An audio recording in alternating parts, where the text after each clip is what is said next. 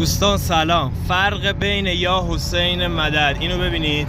حالا فرق بین این ماشین پشتم میبینیدش، الیکس 570 رو میگم، با من تاکسی که تازه شیشم و به خاطر اینکه کاپوتم بلند شده. ببینید دوستان فرق ما با این چیه؟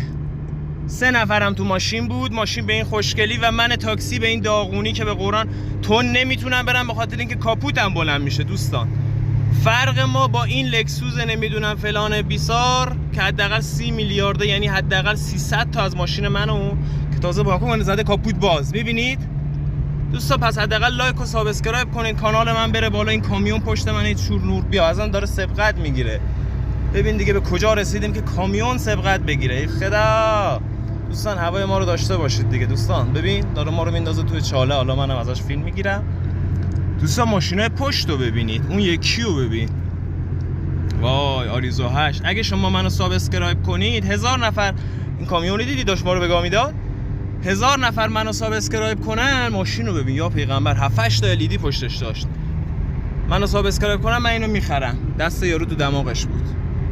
دوستتون دارم. فعلا یه جوکم پشتمونه، یه جوکم شما بگید بخندیم. فعلا خدا نگهدار. جوکو ببین، جوکو ببین، جوکو ببین. اینا یه جوک چر یارو میگه این چرا از من فیلم میگیری؟ نمیدونی که بابا جوکه. دوستتون دارم. اینا 208 تاست. خداحافظ.